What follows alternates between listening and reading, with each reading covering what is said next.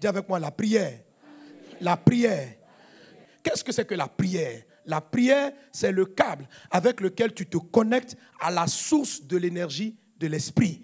La prière est le câble. C'est un câble spirituel que tu tisses avec le ciel. Alors mes amis, chaque fois que vous vous mettez en prière, quand vous vous mettez à genoux pour prier, il y a une forme sur le plan spirituel. Soyez des hommes spirituels, soyez des personnes spirituelles. Je parle des choses spirituelles. J'utilise des images physiques pour vous expliquer des profondes vérités spirituelles, pour que vous compreniez pourquoi vous devez prier tout le temps. Il faut savoir ce qui se passe, pourquoi la prière est puissante, pourquoi on prie et des aveugles voient, des sourds entendent, des muets parlent, les paralytiques marchent.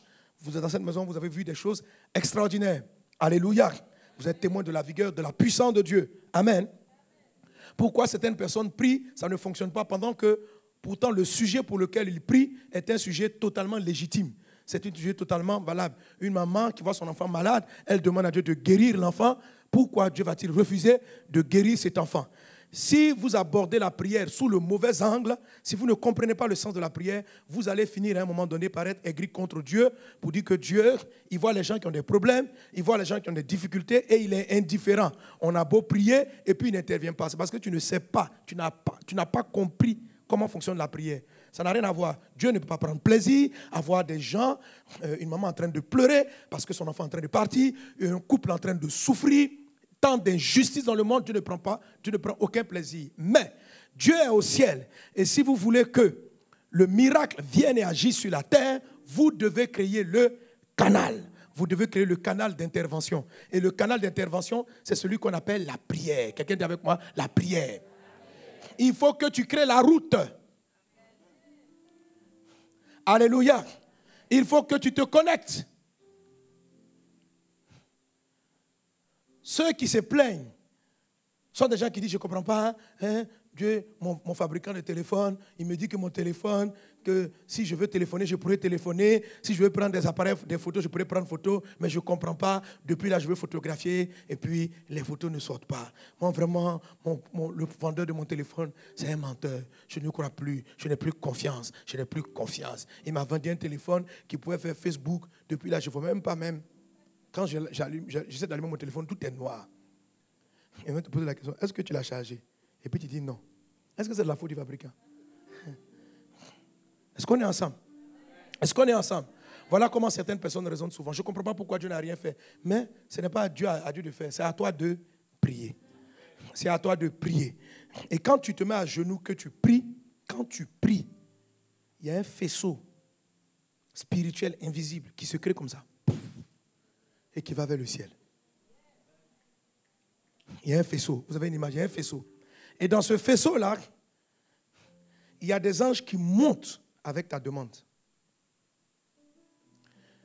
Et ils arrivent au ciel et il y a des anges qui descendent avec les ossements. C'est une route, un vrai canal.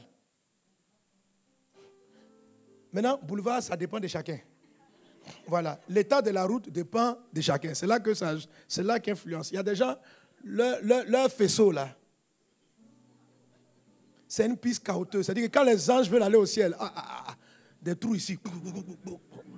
Donc, le temps que ta prière arrive, le temps qu'il est fait, vous savez, quand une route est gâtée, le parcours que tu devais faire en 30 minutes, tu peux faire 1 heure à essayer d'éviter un trou par-ci, éviter un trou par-là, rentrer ici.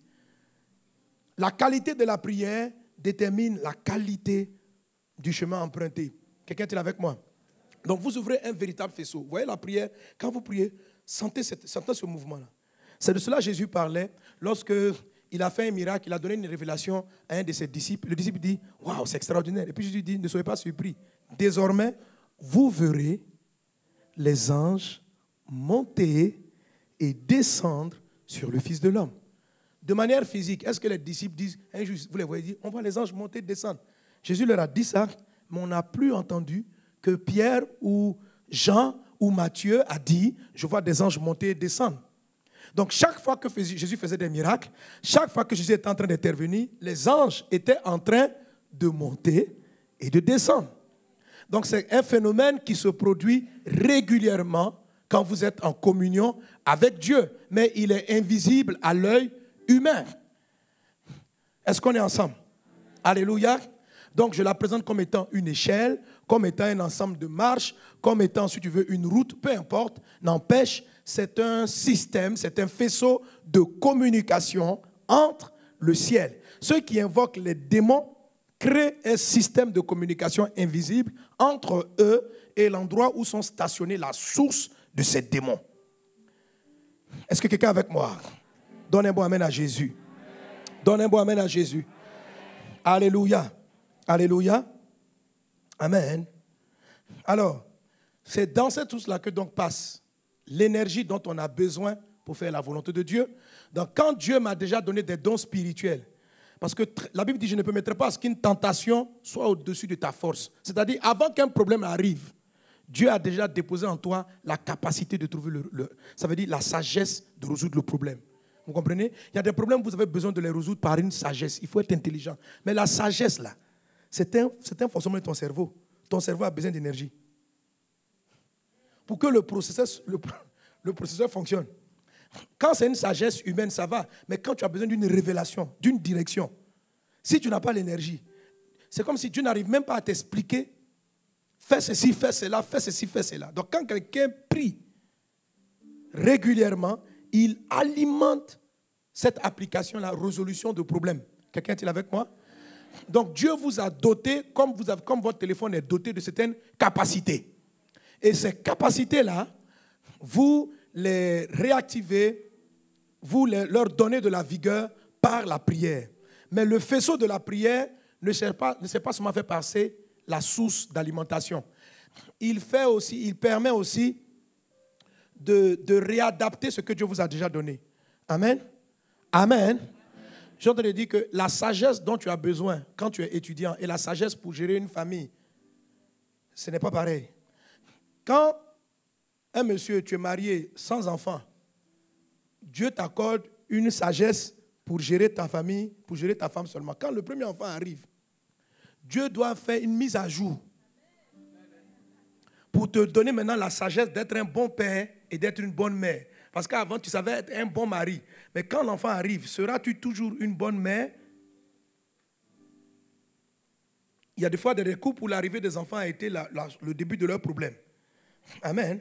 Donc, quand tu pries sans cesse, tu permets à Dieu de réadapter les capacités qu'il t'a déjà données. La prière fait ça. Alléluia. Et même s'il y a des choses que Dieu ne t'a jamais données, quand tu pries, tu lui permets de te donner ces nouvelles capacités. Reçois les capacités divines dont tu as besoin pour traiter avec les défis auxquels tu es confronté. Au nom de Jésus. Au nom de Jésus. Alléluia. Dis avec moi, je reçois. Je marche dans le surnaturel. Amen. Amen. Alors, notre texte de base, notre texte principal, c'est Matthieu chapitre 6. C'est l'enseignement que Jésus a donné après qu'un des disciples lui ait demandé, en Luc chapitre 11, verset 1, « Maître Seigneur, apprends-nous à prier. » Et Jésus va dire, lorsque vous priez, dites, « Notre Père qui es aux cieux, etc. » Et on va enchaîner la fameuse prière dite du Notre Père. Amen. Alors, comme je vous l'ai expliqué dimanche dernier, et Jésus le dit, on va le voir tout de suite là, la prière des chrétiens, pour que vous compreniez l'efficacité, ça ne concerne pas trop le fait d'aller présenter à Dieu le problème. C'est tout simplement le fait de créer la route pour que la solution quitte le ciel et arrive. Sinon, Dieu t'a déjà exaucé. Alléluia. Sauf que ce qu'il a fait est en haut. Et toi, tu es sur la terre. OK? Alléluia. Alléluia. Amen. Donc, tout ce qu'on va apprendre avec le temps, c'est de savoir gérer ce fameux faisceau, cette fameuse voie-là. C'est ce qui détermine, ce sont les questions dans l'efficacité de la prière. Et tout cela, je parle bien sûr sur notre thème. Vous savez, le nouveau thème qu'on a abordé, c'est quoi? C'est quoi le thème de mon message? Je vous ai donné ça samedi dernier. La prière qui produit la surabondance ou la prière de l'épouse. Alléluia. Parce que nous sommes arrivés à un siècle, nous sommes arrivés à une période où Dieu va te donner au-delà de ton imagination pour te faire agir dans une dimension tellement surnaturelle et extraordinaire. Et il faut que tu saches comment on crée le canal. Amen. Pour recevoir les choses pour lesquelles tu dois recevoir. L'autre monde va devenir de plus en plus stressant et les problèmes vont s'accroître. les couples vont... Il y a une... Vous savez, les satanistes aussi, ils ont le même système. Hein. Ça fonctionne. Ils crèvent des faisceaux. Et quand on était à la retraite, pendant que je priais, laisse-moi montrer d'où est venu il m'a dit, le dernier démon du cancer.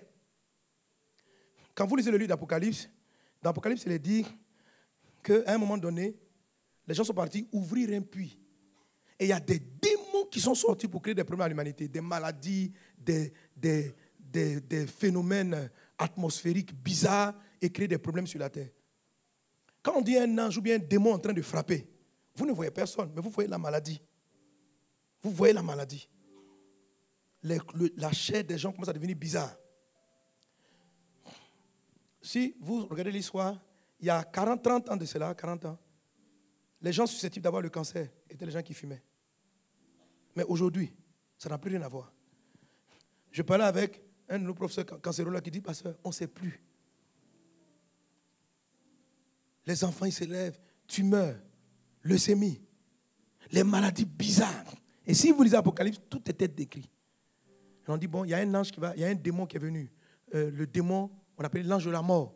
On dit, il va arriver, il va envoyer des formes de maladies sur la terre, en tentant d'aller détruire jusqu'à 1/3 de la population. Et d'où il vient ce genre de... Comment les gens ont fait pour leur ouvrir ça? C'est parce qu'il y a des satanistes qui, eux, créent des faisceaux suffisamment larges. Parce que ces gens de démons meurtriers, là, ils ont beaucoup d'énergie négative. Ils ont besoin de grosses incantations. Et ils descendent, et ils descendent. Quand ils sont trop gros, ça peut prendre des années pour finir de les télécharger sur la terre. Oui. Donc, le téléchargement a commencé, on a commencé à voir les petits maladies qui arrivaient. C'est les premiers petits démons qui arrivaient pour précéder leur patron. Et Dieu me disait à la retraite, ce démon est rentré, ça fait déjà plusieurs années. Mais il dit, je vais donner à l'église. Et pendant qu'on était à la retraite, je crois qu'on a reçu ça. J'ai senti le ciel s'ouvrir. Il dit, ce que je vous envoie. Je vous envoie la puissance qui va contrer ce mal-là. Si vous ne voulez pas ça, même dans votre église. Parce que l'énergie qui est en vous en ce moment-là n'est pas suffisante pour traiter avec ces problèmes. Je prie pour les malades. Quand je suis confronté à un cas de cancer, j'ai des résultats. Hein, mais on a perdu des frères, des soeurs à cause du cancer. À cause du cancer. J'ai dit, mais c'est quelle maladie même? Elle est trop bizarre. J'ai dit, non, il faut plus de puissance. Il faut plus d'énergie. Alléluia. Les chrétiens à la dimension de l'épouse sont des gens qui ont accès à pratiquement toute l'énergie divine. Entre dans cette dimension au nom de Jésus. Tes parents ne vont pas mourir du cancer, ni de sida.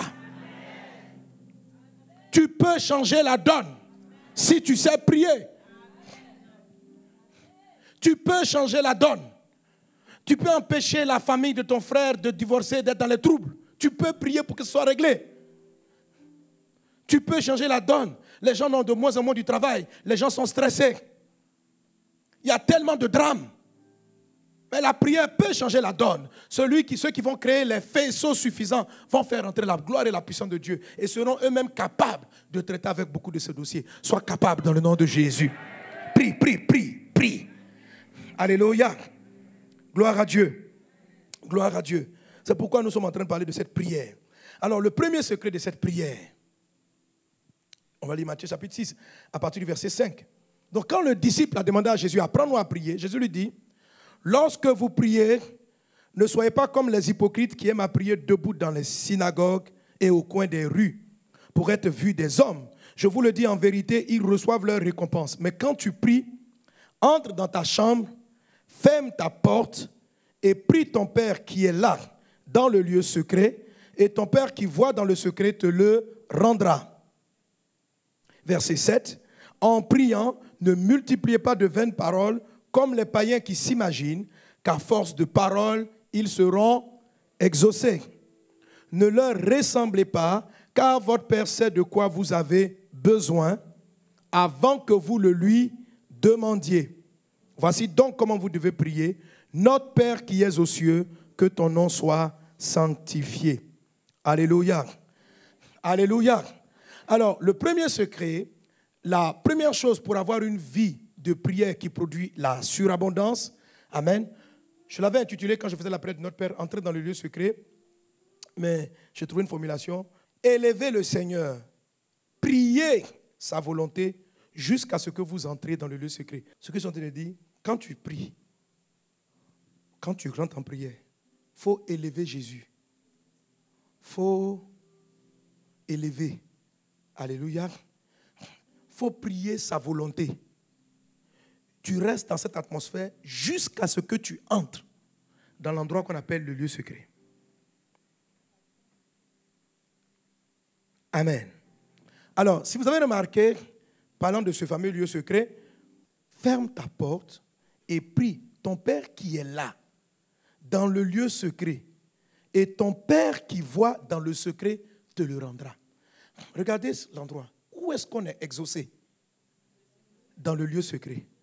Où est-ce que Dieu se trouve? Dans le lieu secret. Où est-ce que le Père entend et voit? Dans le lieu secret. Ok? Amen. Ça veut dire que si tu n'es pas là-bas, Dieu n'entend pas, Dieu ne voit pas, Dieu n'est pas là et Dieu ne va pas répondre. Tu peux rentrer en prière. Je veux de l'argent. Mais il dit, quand tu pries, entre dans ta chambre, ferme la porte et prie. Ton Père qui est là. Donc la Bible dit qu'il y a un endroit où notre Père que nous allons invoquer se trouve. Et cet endroit-là, la Bible l'appelle le lieu secret. Les gens ne sont pas efficaces dans leur prière parce qu'ils n'ont pas écouté attentivement ce message puissant. Les disciples disent, apprends-nous à prier. Jésus leur enseigne sur un endroit qu'il appelle le lieu secret. Vous ne pouvez pas sauter ça et puis venir dire, notre Père qui est au secret, ton nom soit sanctifié. Est-ce que tu as compris ce qu'il t'a enseigné? Il te dit le lieu secret, toi tu commences à bavarder. Il dit, ne soyez pas comme les païens qui s'imaginent que c'est à force de paroles qu'on est exaucé. Je parle, il dit ça là, ça ne marche pas toujours. Vous voulez savoir pourquoi moi mes prières marchent? C'est parce que je m'en vais trouver le Père dans le lieu secret. Dis avec moi le lieu secret. Le lieu secret. Je vous dis mes amis, c'est la partie la plus importante de la prière. Après ça, le reste, c'est du jeu. C'est le premier secret et c'est le secret le plus important. Le jour où tu as prié et tu as vu un miracle se produire, c'est que tu es entré dans le lieu secret. Mais comme tu ne connaissais pas, tu ne sais pas que tu es arrivé là-bas. Mais sinon, tu es arrivé là-bas. Amen. Donc, où vous êtes, ce n'est pas un endroit étrange. Vous avez plusieurs fois visité le lieu secret. Mais comme vous n'en êtes pas conscient, vous ne savez pas comment créer ça volontairement, délibérément, quand vous êtes dans le besoin. Donc, de temps à autre, vous arrivez là-bas par hasard. Et puis, vous tombez sur le Père. Père, là, je suis coincé, hein? Il me faut une voiture. Et demain, Jésus est vivant. La voiture est arrivée. La voiture est arrivée. Un autre jour encore, tu pries. Père, j'ai besoin de 50 000 francs. Mais tu n'étais pas dans le lieu secret. Tu dis, Dieu, je ne comprends pas. De temps en temps, tu exhortes, de temps en temps, tu n'exhortes pas. Il dit, mon fils, tu ne m'as pas prié. Je dis, mais comment je n'ai pas prié? Et hier, j'étais à genoux toute la soirée là. J'ai prié. Il dit, tu n'as pas prié. Pourquoi? Parce que tu n'es jamais arrivé dans le lieu secret. Tu as ouvert la bouche. Tu as répété des choses. Tu as dit le nom de Dieu. Mais tu n'es pas allé dans le lieu secret. Dis à ton voisin, entre dans le lieu secret. Entre dans le lieu secret. Entre dans le lieu secret. Alléluia. C'est là que ça se passe. C'est là que ça se passe. Ce n'est pas un endroit étrange. Tout ce que moi je vais tester, ce n'est pas un endroit étrange parce que plusieurs d'entre vous, si quelqu'un me dit ici qu'il a déjà été exaucé pour une prière, c'est qu'il est déjà entré dans le lieu secret. Il n'y a pas d'exaucement en dehors du lieu secret.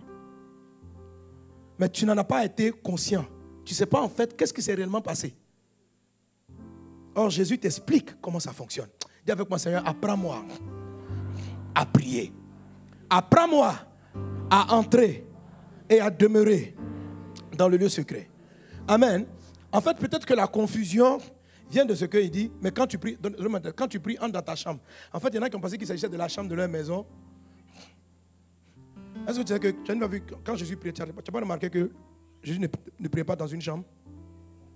Il partait dans les lieux déserts. Donc, il ne parle pas de la chambre de ta maison. Le lieu secret, ce n'est pas la chambre de ta maison. Il y a des gens qui n'ont pas de chambre.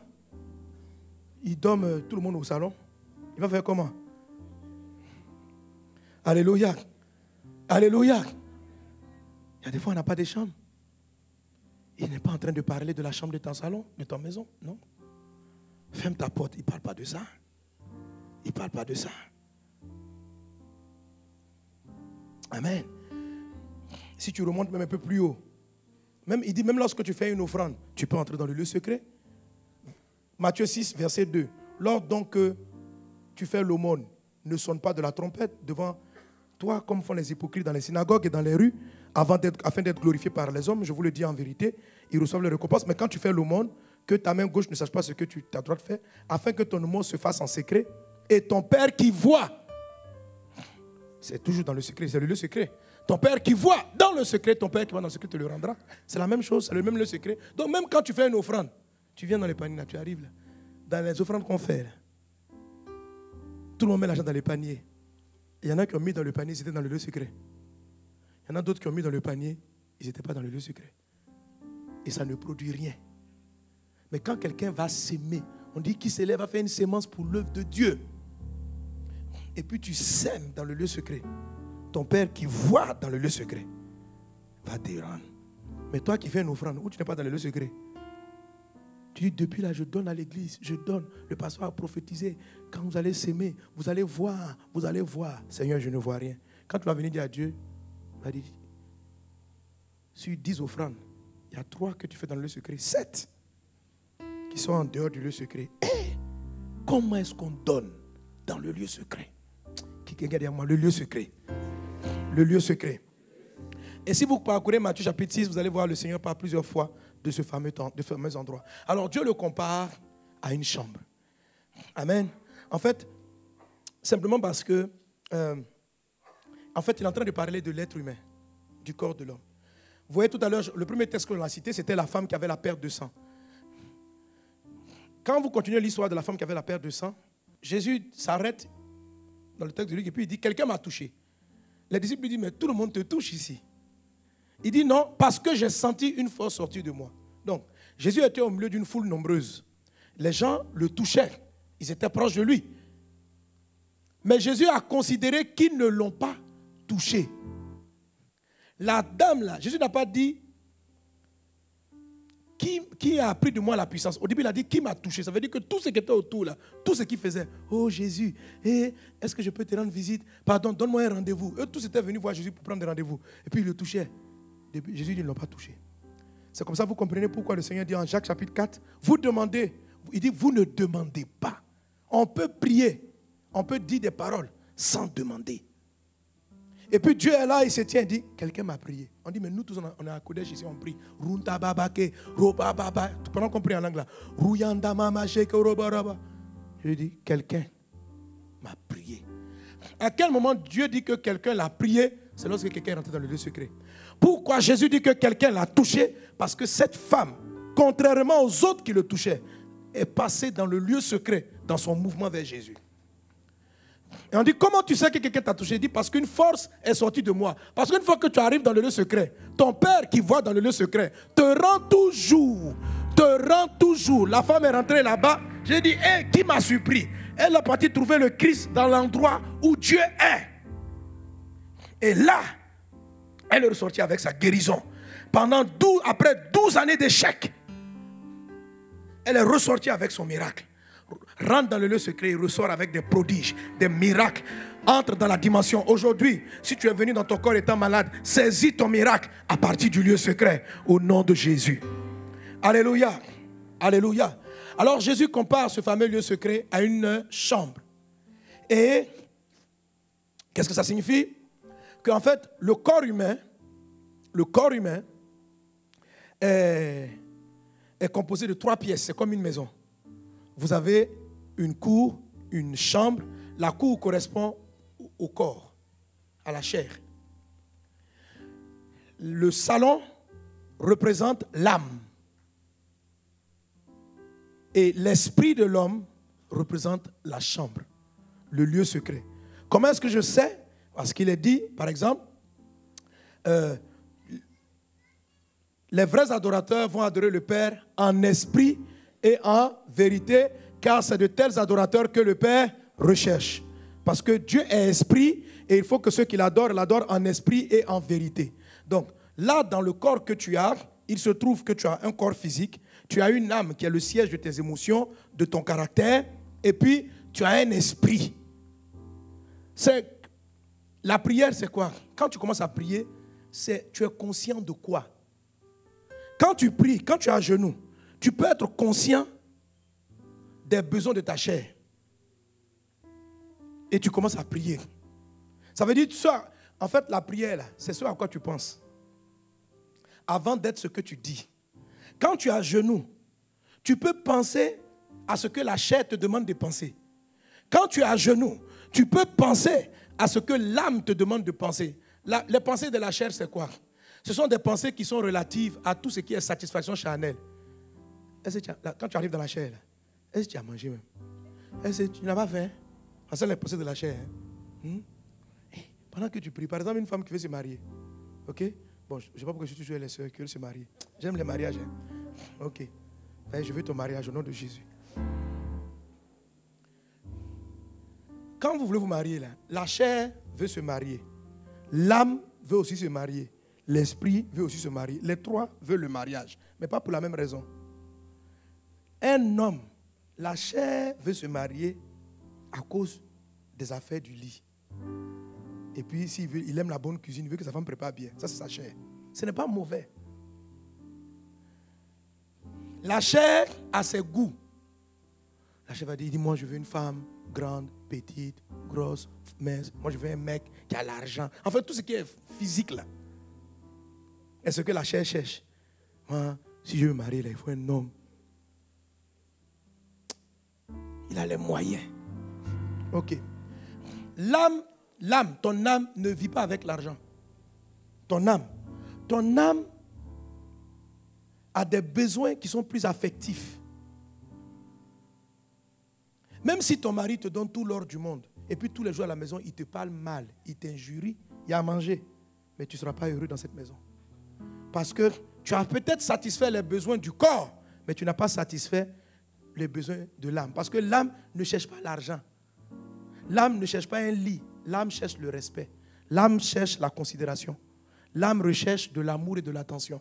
Donc, quels que soient tes milliards, si l'âme n'a pas ça, l'âme n'est pas satisfaite. Amen. Donc, quand tu pries, ta pensée peut s'arrêter sur les besoins de ta chair. Quelqu'un est en train de me comprendre? Là, c'est la prière où tu es dans la cour. Quand tu pries, tes pensées peuvent s'arrêter sur les besoins et les problèmes de ton âme. Là, ta prière est une prière du salon. Quand tu pries, ta prière tes pensées dans ta prière peuvent se situer au niveau de ton esprit et des désirs de l'esprit. Là, tu es dans le lieu secret. Est-ce qu'on est ensemble? Est-ce qu'on est ensemble? Alléluia. Alléluia. Gloire à Dieu. Gloire à Dieu. Entre dans le lieu secret.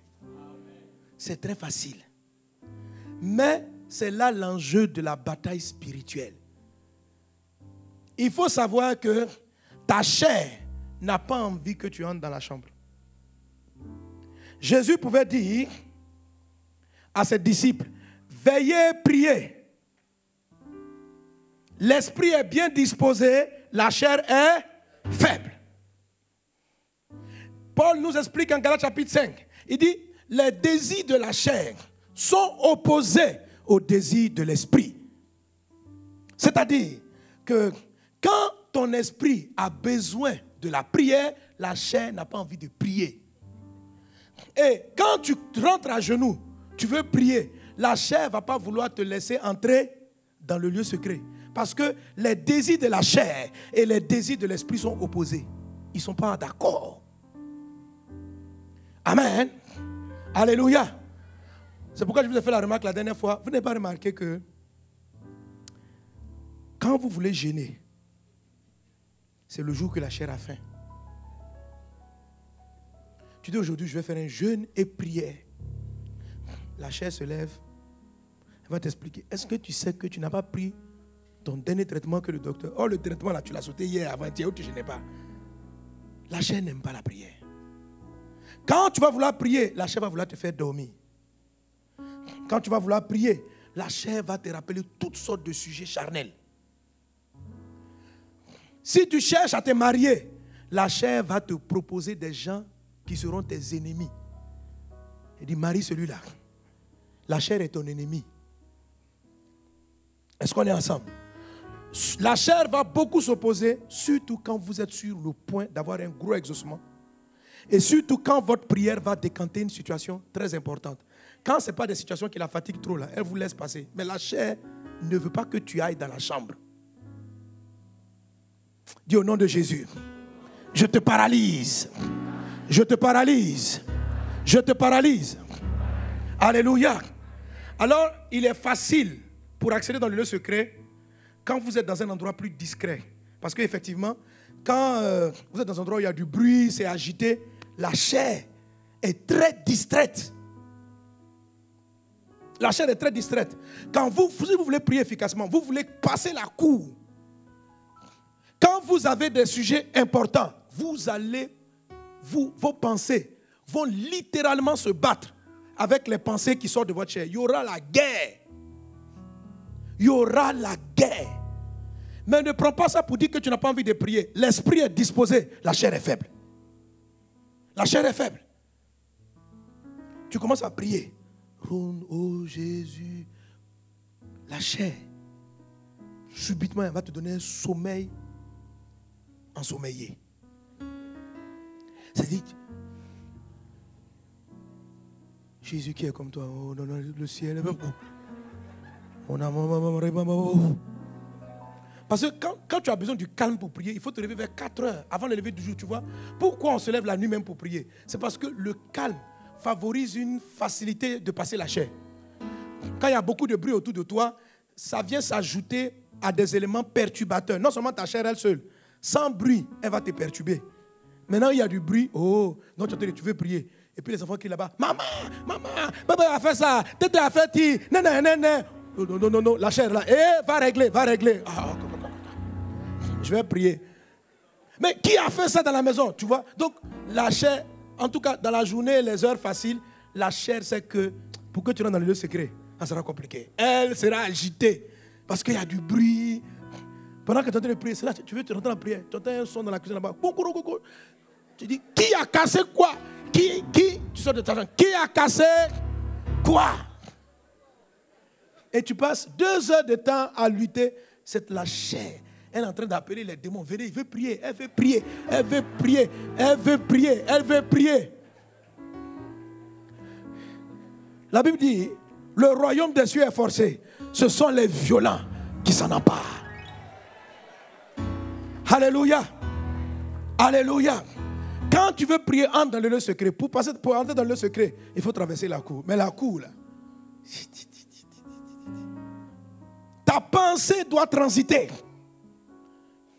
Alors, de préférence, favorise les horaires de solitude. C'est pourquoi, dans toute la journée, prie sans cesse. Mais lève-toi très tôt quand tout le monde dort. Même malgré que tu sois levé très tôt, il y aura la lutte. Mais il y aura moins de lutte que si tu pries en pleine journée. Au moins, tu vas gérer avec tes propres pensées. Mais quand tu es dans la journée, tu vas gérer avec le comportement et les attitudes des gens autour de toi. Ça devient un peu plus complexe. Quelqu'un est avec moi? Quelqu'un est-il avec moi?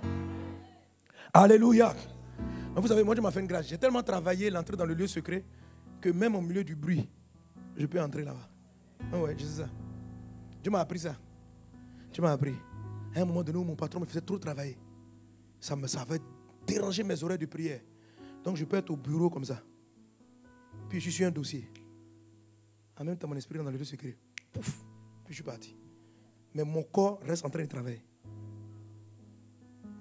C'est un exercice. La Bible dit, amen, la Bible parle d'exercice spirituel. Il faut cultiver ça. Dis à voisin, cultive. Cultive. Il faut cultiver. Ça t'apprend à prier sans cesse. C'est-à-dire que tu es là, tu es au volant comme ça, puis tu es dans le lieu secret. Le lieu secret est trop puissant. Il faut aimer le lieu secret. Entre dans le lieu secret. Va dans le lieu secret. Alléluia. Alléluia. Donc, par toutes sortes d'artifices, la chair va combattre l'accès au lieu secret. toutes sortes de choses. Le sommeil, la fatigue, les idées, la faim, les douleurs. Tu veux prier, ton ventre te fait mal. Une diarrhée apparaît. La chair. La chair. Elle crée des problèmes. Donc, surtout, ne lui trouve pas des excuses. Ta chair, il faut la discipliner. La chair. Et j'ai enseigné ça, c'est là qu'on a fait l'enseignement sur les bénédictions et les malédictions. La chair n'est pas ton ami. Il faut la discipliner. Ton corps, il faut le forcer à prier à 4 heures. Au début, là, tu commences avec un réveil qui sonne, une sonnerie qui te sonne. Le matin, pour te réveiller à 4 heures. Bam, bam. Parce que quand tu vas te réveiller, quand la chair sait que tu te réveilles pour prier, si tu devais te regarder pour regarder un film puissant, la chair allait te laisser te réveiller. Si tu devais te réveiller à 4 heures, parce que la chair a envie de faire un voyage, la chair allait se réveiller. Si tu voulais te réveiller, je ne sais pas, hein, si la nuit, tu veux faire des bisous à ta femme, la chair va te réveiller pour ça là. Mais si tu veux prier, la chair ne va pas t'aider. Quand tu dis je veux prier, tu vois le sommeil. Et puis un beau sommeil, c'est là où le sommeil, c'est-à-dire que quand tu habites à te réveiller à 4 heures, c'est-à-dire la chair fait en sorte que vers minuit, là, ton sommeil soit troublé, tu ne dors pas bien. Et puis c'est vers 3 heures, elle te laisse dormir.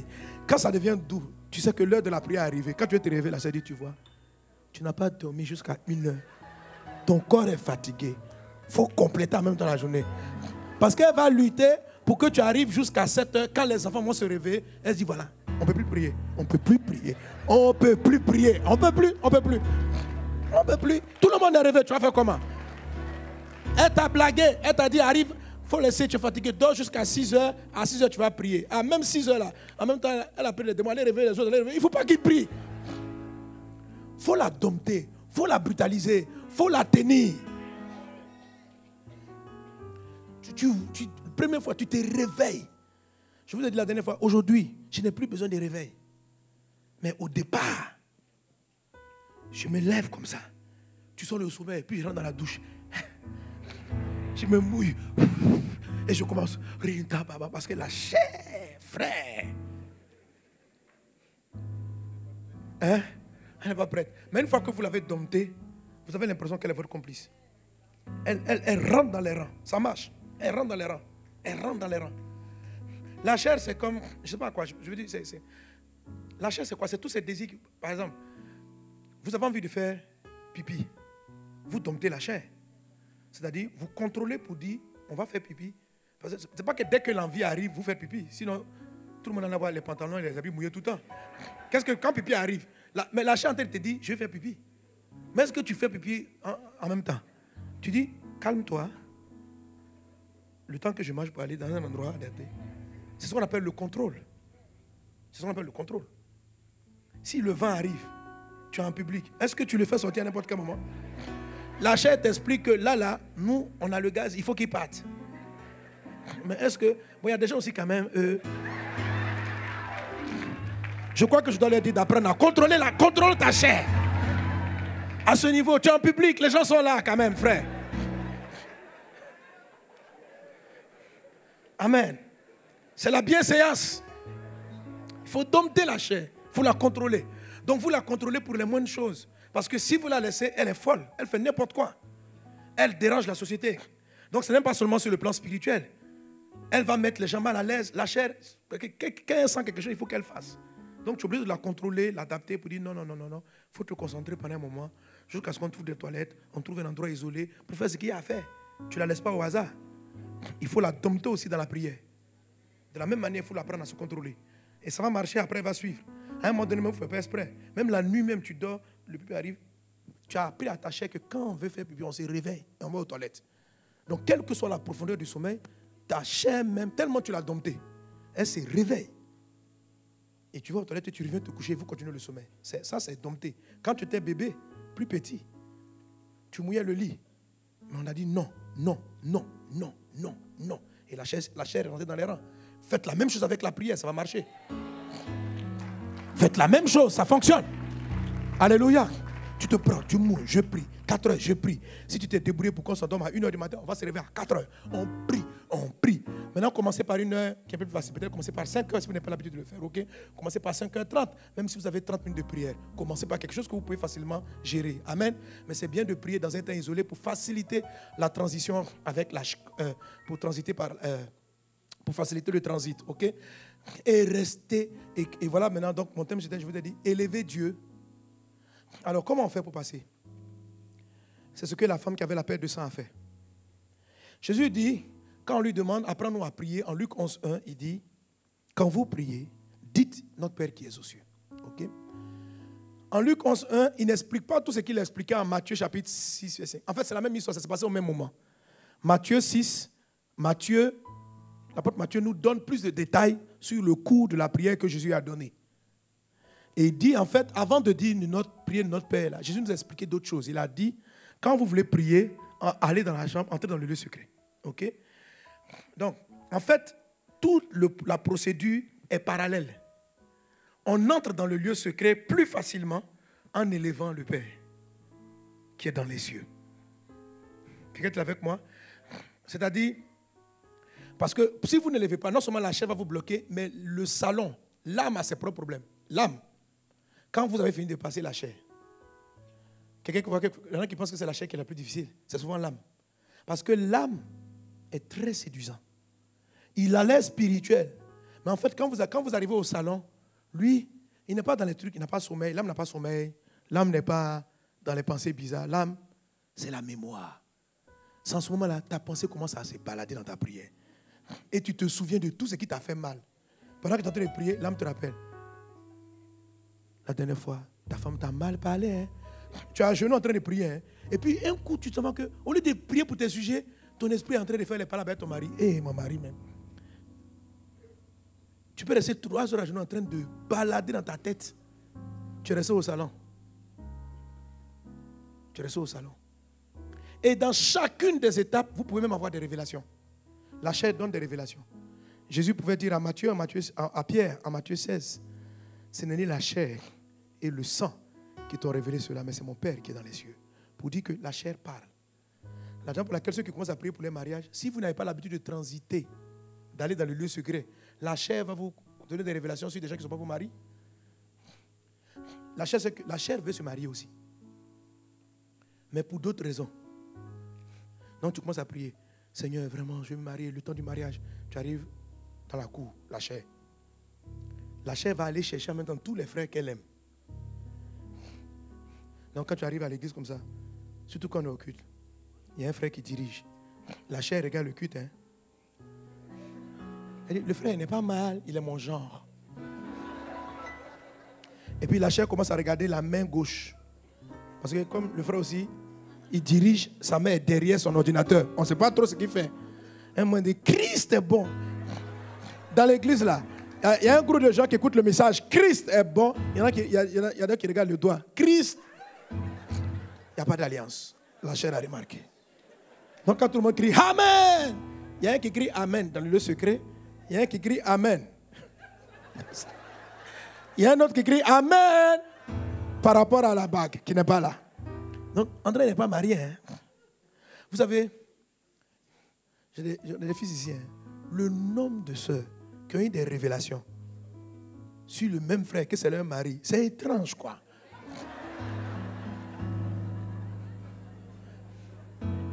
Viens dire que tu aimes le frère. Pourquoi? Dieu m'a dit. Mais Dieu l'a dit à combien de gens? Dieu m'a dit que c'est mon mari. Dieu m'a dit que c'est ma femme. Dieu m'a dit que c'est ma femme. Et puis, très souvent, les gens à qui Dieu dit, ou Dieu dit là, ce sont des gens très beaux, très charmants, très élégants. Eux, tout le monde a dit, j'étais en prière quand j'entendis une voix. À Pierre, on a dit, ce n'est ni la chair et le sang. Pour toi, là, c'est la chair qui t'a révélé cela. La chair donne des visions, la chair donne des rêves. Oui. Si vous avez peur, quand vous priez au niveau de l'âme, l'âme peut vous donner des visions de guerre, de violence. Tu as déjà vu qu'il avait la guerre en Côte d'Ivoire. C'est un âme qui a eu peur. Dieu ne t'a pas parlé. Si tu as peur qu'un malheur arrive à tes enfants, ton âme va te donner des rêves où tu vas avoir des accidents. C'est pourquoi il faut faire très attention pour aller dans le lieu secret. Parce que ton père n'est pas dans la cour, il n'est pas au salon, il est dans la chambre, dans le lieu secret. Et c'est là qu'il exauce. Alors quand tu pries, la dame qui avait la paix de sang, en fait elle a fait le Notre Père, sans dire Notre Père. Elle est là. Quand elle arrive dans l'âme, l'âme peut se rappeler que pendant 12 ans, tous les docteurs ont échoué. Mais elle dit, Jésus est différent. Il est plus grand que tous les docteurs. Si je le touche, je serai guéri. C'est ça qu'on appelle élever. Quand vous allez prier pour un sujet de maladie, maintenant je vais élever la voix pour les malades. Pendant que je dis, recevez votre miracle. Vous comprenez? Comment, pourquoi? Je vais prier. Mais si vous n'êtes pas connecté au même faisceau que moi, pourquoi ça ne marche pas? Parce que tu sais que Dieu peut tout. Mais tu peux avoir en mémoire. Tu peux rester là pour te décourager, pour te souvenir des échecs. Et l'âme va te rappeler tout ça. Et la chair va te distraire. La chair va t'amener, par exemple, à mettre ta confiance dans la nature humaine. Si Pasteur Sanogo ne m'a pas touché, Pasteur Sanogo est un homme. La chair peut te faire ça. Et quand je vais prier pour toi, au lieu de regarder à Christ, tu vas regarder à l'homme. Tu n'es pas dans le lieu secret. Maintenant, il se peut que ce jour-là, il y a tellement d'énergie que ça arrive à bousculer même ton doute. Et puis tu peux recevoir ton miracle. Mais ceux qui prennent le miracle, regardez la dame n'a pas regardé la foule qui touchait Jésus. Les gens qui touchaient Jésus, ils n'étaient pas guéris. Du moment que c'est elle seule qui a fait sortir la force de Jésus. Mais elle n'a pas dit, comme tout le monde le touche et puis ça ne fait rien là. Pourquoi? Moi je vais le toucher, ça va marcher. Elle n'a pas douté en regardant la foule qui touchait Jésus. Elle a dit, si moi je le touche, je ne connais pas l'histoire des autres, mais si je le touche là, je serai guéri. Va dans le lieu secret en élevant le Christ. La chair regarde l'entourage pour décider ce qu'elle va faire. L'esprit ne regarde pas l'entourage. Ne regarde ni à gauche ni à droite. Ton miracle va avoir lieu parce que Dieu est au-dessus de tout. Lorsque vous priez, dites, Père qui est élevé, Père qui est dans les cieux. C'est comme ça que vous commencez la prière. Parce que ta chair va vouloir que Dieu résolve les problèmes de manière terrestre. Mais toi, élève-le, élève. Donc, quand vous mettez à genoux, vous êtes là. Qui est grand comme toi? Tu es plus grand que ce que l'on dit. Tu chantes. Tout ça, c'est la prière. Tu es plus grand. Mais quand tu dis tu es plus grand, il ne faut pas rester dans l'âme. C'est-à-dire, il ne faut pas dire ça parce que la mélodie te plaît. La mélodie, c'est l'âme. Je la mélodie là. Tu vois, c'est doux comme ça. Et il est plus grand que ce. Tu vois, ça, c'est l'âme. Mais ce chant-là dit quelque chose de profond. Le chant dit qu'il y a des choses qu'on a dit de Dieu là. Dieu est encore plus grand. Tu vois? Tu peux t'attacher à la mélodie du chant. Tu es plus grand que ce. Et ne pas penser à ce qui est dit. Là, tu es en train de chanter le chant dans ton cœur.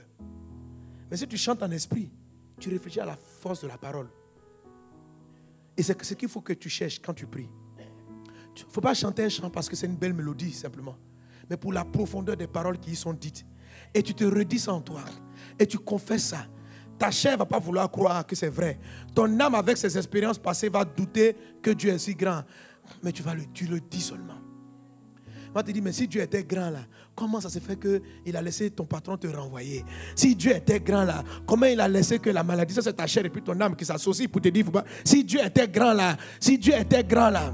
Mais tu continues. Il est plus grand que ce. Ta chair va t'arrêter. Tu dis, non. Jéhovah, tu es plus grand. Tu es plus grand. Tu es plus grand. Tu es plus grand. Ta chair te dit, il n'est pas plus grand. C'est-à-dire, s'il était grand, là, comment la maladie a fait pour arriver? Tu étais un bon chrétien, tu ne vis pas dans le péché. N'écoute pas la chair. Tu es plus grand. Tu es plus grand. À un moment donné, c'est comme si tu ne vois plus. Tu n'as plus peur. Tu es calme. Tu es arrivé dans le lieu secret. Tu viens de créer le chemin. Et papa dit, pourquoi tu es venu? Ton fils veut être guéri.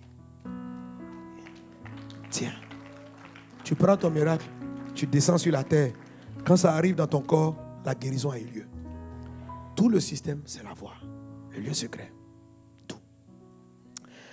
Jean dit, en Apocalypse 1, 10, il dit, dans la version, il dit, dans la version Louis II, il dit, je fus enlevé en esprit. Dans la version Darby, il dit, Il dit, je fus ravi en esprit au jour du Seigneur et j'entendis derrière moi une voix forte, comme le son d'une trompette. Bref, je veux dire, c'est quand vous êtes ravi en esprit, quand vous arrivez dans l'esprit, que vous commencez à entendre le ciel. Dieu est esprit. Amen. En Darby, si vous avez Darby, donnez à Darby. Il est dit, dans la version Darby, Apocalypse 1, il dit simplement, j'étais en esprit. Vous êtes des hommes spirituels aussi. Tu n'es pas seulement charnel. Quand tu as eu des miracles, c'est parce que tu es vite rentré dans le lieu secret. Il y a des fois, ce n'est pas très difficile d'y entrer. Tu peux tout simplement pousser puis tu entres. Mais il y a des jours, surtout les temps de grandes batailles, la chair résiste beaucoup. Il y a des fois, la chair résiste très peu. D'autres fois, elle résiste beaucoup.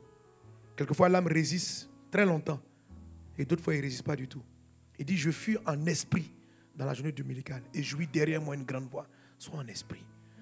Tout le monde peut accéder à l'esprit parce qu'il est en toi. Tout le monde, c'est facile. Seulement, tu vas lutter contre la distraction. Amen. Sur tous les moments, les grands combats, quand c'est des gros sujets de prière qui t'ont fait mal, qui t'ont blessé, ton âme va te retenir là-dessus. Tu as été froissé dans ton foyer, tu as été blessé. Quand tu arrives, quand tu veux prier pour que Dieu bénisse, ton âme te rappelle, il a fait ça, il t'a maltraité. Mais Dieu est plus grand que ça, ma fille. Dieu est plus grand que ça. Tu l'élèves, tu dis oui, ton âme ne voit pas comment il peut trouver la solution. Mais Dieu est plus grand. Dieu a la solution. Les docteurs t'ont dit, ce mal est incurable. Mais Dieu est plus grand que le docteur. Si tu es habité par la déclaration du docteur, ça va te tétaniser. Quand tu vas prier, tu vas rester dans la chair, tu vas rester dans l'âme, en train de te lamenter. Et le docteur, mais pense à Christ. Quelqu'un donne un beau amen. Alors c'est ce qu'on va dire à Dieu, qu'il est plus grand. Quel que soit le problème que tu as, tiens-toi debout et dis qu'il est plus grand.